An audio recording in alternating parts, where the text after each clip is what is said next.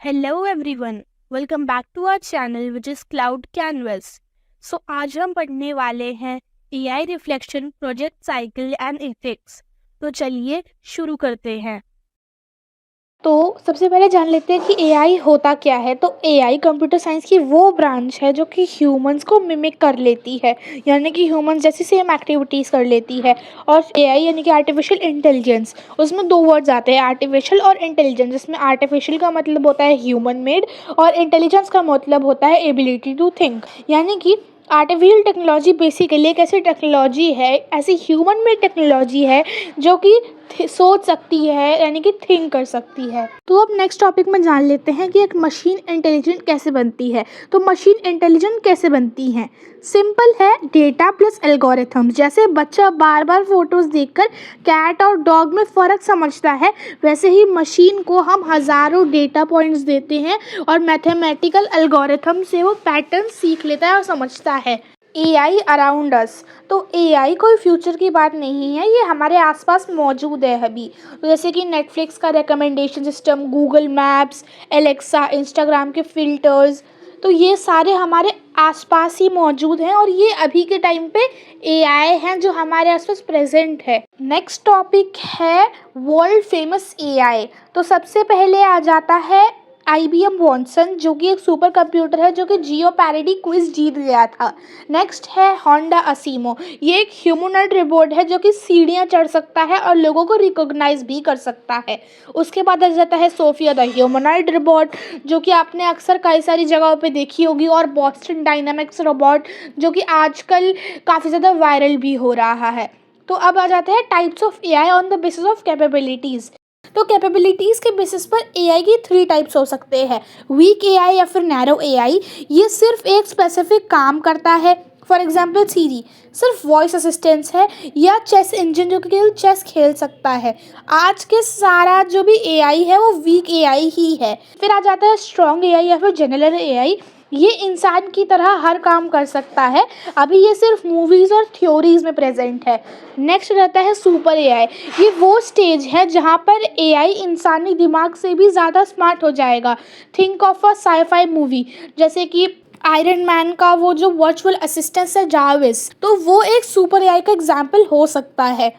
तो हम पढ़ लेते हैं डोमेन्स ऑफ एआई। सबसे पहले स्टैटिस्टिकल डेटा, जिसमें नंबर्स और पैटर्न्स इंक्लूड होते हैं। तो ये क्या होता है? इस डोमेन में एआई नंबर और पैटर्न्स को एनालाइज करता है। कैसे काम करता है ये? तो ये पास्ट या फिर हिस्ट्री के डेटा को फ्यूचर प्रिडिक्शन के लिए यूज़ करता है। जैसे कि जब एग्जाम्पल के लिए हम देख लेते हैं, जब आप अमेज़ॉन पे कुछ खरीदते हैं या फिर कुछ सर्च करते हैं या फिर यूट्यूब पे आप कोई भी चीज़ सर्च करते हैं, तो आपको वही चीज़ रिकमेंडेशन में दिखाते हैं कि आप ये खरीद सकते हैं या फिर आप ये देख सकते हैं, ये वीडियो देख सकते हैं। तो ये आपके पास्ट डेटा को एनालाइज करके फ्यूचर प्रिडिक्ट करता है। नेक्स्ट रहता है कंप्यूटर विजन, यानी कि ये आंखें होती हैं एआई की। तो ये क्या है? ये डोमेन है जो मशीन को देखने और इमेजेस और वीडियोस को समझने की पावर देता है। ये कैसे काम करता है? तो एआई फोटोज़ में ऑब्जेक्ट, फेसेस, पैटर्न्स को आइडेंटिफाई कर लेता है। इसके एग्जाम्पल के लिए आपका फ़ोन का जो अनलॉक फीचर होता है, फेस अनलॉक फीचर, या फिर गूगल लेंस, जो फ़ोटो देखकर चीज़ों को पहचान लेता है। नेक्स्ट रहता है नेचुरल लैंग्वेज प्रोसेसिंग, यानी कि NLP, जिसमें लैंग्वेज और स्पीच डिटेक्ट होती है। तो ये क्या है? इसका काम है ह्यूमन लैंग्वेज, यानी कि टेक्स्ट और स्पीच को समझना।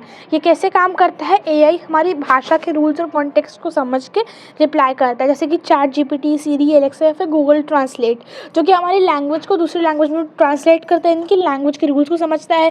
या फिर चैट जीपीटी, जो कि हमें हमारी ही लैंग्वेज में आंसर देता है। तो चलिए पढ़ लेते हैं अब एक और नया टॉपिक, एआई प्रोजेक्ट साइकिल। तो एआई प्रोजेक्ट साइकिल एक स्ट्रक्चर्ड फ्रेमवर्क है जो हमें एक प्रॉब्लम आइडेंटिफाई करने से लेकर के उसका सॉल्यूशन इवैल्यूएट करने तक का गाइड देता है। तो उसका सबसे पहला स्टेज आ जाता है प्रॉब्लम सॉल्विंग। पहला स्टेप है प्रॉब्लम, जो कि प्रॉब्लम को डिफ़ाइन करता है। इसके लिए हम 4W कैनवस का यूज़ करते हैं। सबसे पहले 4W कैनवस में आता है हु, व्हाट, वेयर, वाई, जिसमें हु का मतलब होता है कौन है इस प्रॉब्लम से अफेक्टेड है। तो बेसिकली स्टेक होल्डर्स कौन है? स्टेक होल्डर्स वो लोग होते हैं जो कि प्रॉब्लम से अफेक्टेड होते हैं। नेक्स्ट आता है व्हाट, यानी कि प्रॉब्लम असल में क्या है और इसका नेचर क्या है। उसके बाद आ जाता है वेयर, यानी कि ये प्रॉब्लम किस कॉन्टेक्स्ट या सिचुएशन में हो रही है। फिर आ जाता है वाई, यानी कि इस प्रॉब्लम को सॉल्व करने से क्या बेनिफिट होगा, मतलब इसका वैल्यू प्रपोजिशन क्या है। तो यही है प्रॉब्लम सॉल्विंग। और फिर आ जाता है डेटा एक्विजिशन, यानी कि यहाँ हम डेटा को कलेक्ट करते हैं। एक्विजिशन मतलब कलेक्ट करना। तो यहाँ इस स्टेज में हम डेटा को कलेक्ट करते हैं। डेटा दो टाइप का हो सकता है, ट्रेनिंग डेटा और टेस्टिंग डेटा। ट्रेनिंग डेटा वो डेटा होता है जो सीखने के लिए यूज़ होता है, और टेस्टिंग डेटा वो डेटा होता है जो टेस्ट करने के लिए या फिर चेक करने के लिए यूज़ होता है। यानी कि अब सर्वे सोर्सेज क्या हो सकते हैं डेटा को कलेक्ट करने के लिए, जैसे कि सर्वे, वेब स्क्रैपिंग, सेंसर्स, एपीआई या फिर गवर्नमेंट डेटाबेसेस सोर्सेज हो सकते हैं एक रिलायबल डेटा सेट के। फिर आ जाता है डेटा एक्सप्लोरेशन। तो रॉ डेटा अक्सर मिस हो जाता है। इस स्टेज पर हम डेटा को विजुअलाइज करते हैं, जैसे कि डेटा जो हमने कलेक्ट किया था डेटा एक्विजिशन में, उसको डेटा एक्सप्लोरेशन में हम विजुअलाइज करते हैं, यानी कि उसका पाई चार्ट बनाते हैं, बार ग्राफ बनाते हैं, और जितने भी देखिए ग्राफ्स होते हैं उसको उस फॉर्म में लेके आते हैं। तो इसका गोल होता है ट्रेंड्स और पैटर्न्स को समझना और यूजलेस डेटा को हटाना। फिर आ जाता है मॉडलिंग। यहाँ पर हम एआई मॉडल बिल्ड करते हैं। तो किस तरीके से बिल्ड हो सकता है, तो रूल बेस्ड तरीके से, एक लर्निंग बेस्ड तरीके से। रूल बेस्ड यानी कि इंसान रूल लिखता है, जैसे कि इफ देन स्टेटमेंट्स, और उसी को मशीन फॉलो करती रहती है। नेक्स्ट रहता है लर्निंग बेस्ड। मशीन खुद से डाटा के पैटर्न आइडेंटिफाई करती है using decision trees, neural networks, और फिर सीखती जाती है और काम करती जाती है। नेक्स्ट स्टेज आ जाती है एवेल्युएशन। मॉडल बनने के बाद उसकी एक्यूरेसी चेक की जाती है स्टेज में, क्या वो नई सिचुएशन में सही आउटपुट दे रहा है कि नहीं। अगर एक्यूरेसी कम होती है तो हम वापस से प्रॉब्लम स्कोपिंग या फिर डेटा स्टेप्स पर चले जाते हैं, और अगर वो सही जवाब देता है एवेल्युएशन में चेकिंग के टाइम पे, तो ये एक मतलब इसको डिप्लॉय कर दिया जाता है नेक्स्ट स्टेज में। तो नेक्स्ट होती है डिप्लॉयमेंट, जिसमें जो हमारा मशीन है, मॉडल है, उसको हम रियल वर्ल्ड में छोड़ देते हैं काम करने के लिए। फिर जब वो ख़राब होती है तो बाद में हमें उसमें मेंटेनेंस वगैरह करना होता है। तो लास्ट स्टेज होती है हमारी डिप्लॉयमेंट, जिसमें उसको रियल वर्ल्ड सेटिंग्स के अंदर डाला जाता है। फिर आ जाता है हमारा नेक्स्ट टॉपिक, जिसका नाम है एआई एथिक्स।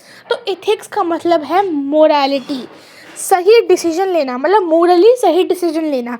एआई के आने से कुछ बड़े सवाल खड़े हुए हैं। सबसे पहले तो एआई बायस, यानी कि डेटा बायस।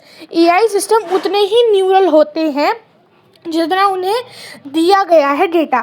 यानी कि अगर सपोज एक कंपनी है, उसने एआई मशीन बनाई है ताकि वो लोगों को हायर कर सके, और उसने अपने डेटा में ये दिखाया कि पहले से वो लोग केवल बॉयज़ को या फिर मेल कैंडिडेट्स को सेलेक्ट कर रहे हैं। तो अब जो भी फीमेल कैंडिडेट आएगा उसको वो एआई सेलेक्ट नहीं करेगा, क्योंकि उसके पास डेटा में वो डेटा है ही नहीं। तो ये है एआई बायस, यानी कि वो डिस्क्रिमिनेशन कर रहा है on the basis of something, किसी ना किसी बेसिस पे वो डिस्क्रिमिनेशन कर रहा है। यानी कि वो ये मतलब इस तरीके से कर रहा है। तो अगर एग्जाम्पल ले तो historical data showing a man as CEO, तो वैसा ही एआई सोचेगा। इसके एक सॉल्यूशन हम क्या कर सकते हैं, हम डाइवर्स और इंक्लूसिव डेटा सेट दे सकते हैं, जिसमें उसने फीमेल्स को भी सीईओ दिखाया हो कि फीमेल भी किसी कंपनी की सीईओ हो सकती है, या फिर फीमेल कैंडिडेट्स भी जॉब कर सकती है। नेक्स्ट आता है एआई प्राइवेसी। एआई प्राइवेसी का बेसिकली मतलब होता है एआई को ट्रेन करने के लिए बहुत सारे डेटा की ज़रूरत होती है। अब इसमें कंसर्न क्या है, क्या कंपनीज हमारे पर्सनल चैट्स या फ़ोटोज़ को यूज़ कर रही हैं। तो ये रूल है कि डेटा कलेक्शन हमेशा यूज़र के कंसेंट से होना चाहिए, यानी कि उसकी परमिशन से होनी चाहिए, ताकि डेटा सोर्स से डेटा सिक्योर रहे। और मतलब जब भी कंपनी डेटा लेती है तो आपको पूरी की पूरी टर्म एंड कंडीशन पता होती है, और आप उसको पढ़ना बहुत ज़्यादा ज़रूरी होता है। फिर आ जाता है एआई एक्सेस, यानी कि द डिजिटल डिवाइड। तो ये एक सोशल इशू है। इसका कंसर्न है क्या एआई सिर्फ एक बड़ी कंपनीज और अमीर देशों के पास रहेगा। तो गोल ये है हमारा कि एआई ओपन सोर्स होना चाहिए, ताकि एक छोटा किसान भी वैसे ही टेक का यूज़ कर सके जैसे एक बड़ा बिजनेसमैन करता है। फिर आ जाता है डेटा यूजेज। तो एआई सिस्टम्स को ट्रांसपेरेंसी मेंटेन करके रखनी चाहिए। यूजर्स को पता होना चाहिए कि उसका डेटा कहाँ यूज़ हो रहा है, कैसे यूज़ हो रहा है। तो ये था हमारा इस चैप्टर का last topic. Bye bye, see you soon in the next video, and thank you so much for watching my video. Don't forget to like, share and subscribe to our channel. Thank you so much and have a nice day.